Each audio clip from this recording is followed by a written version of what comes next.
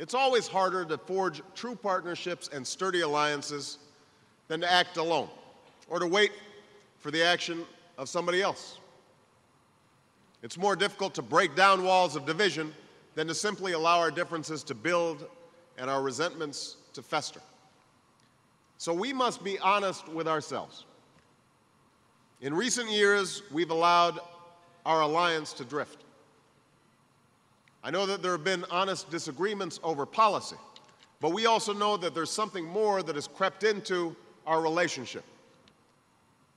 In America, there's a failure to appreciate Europe's leading role in the world.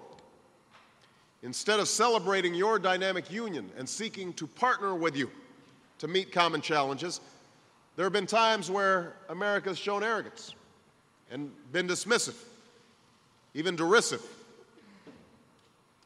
But in Europe, there is an anti-Americanism that is at once casual but can also be insidious.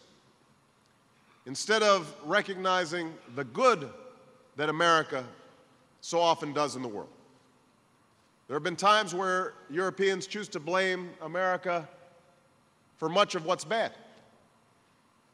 On both sides of the Atlantic, these attitudes have become all too common. They are not wise. They do not represent the truth. They threaten to widen the divide across the Atlantic and leave us both more isolated. They fail to acknowledge the fundamental truth that America cannot confront the challenges of this century alone, but that Europe cannot confront them without America.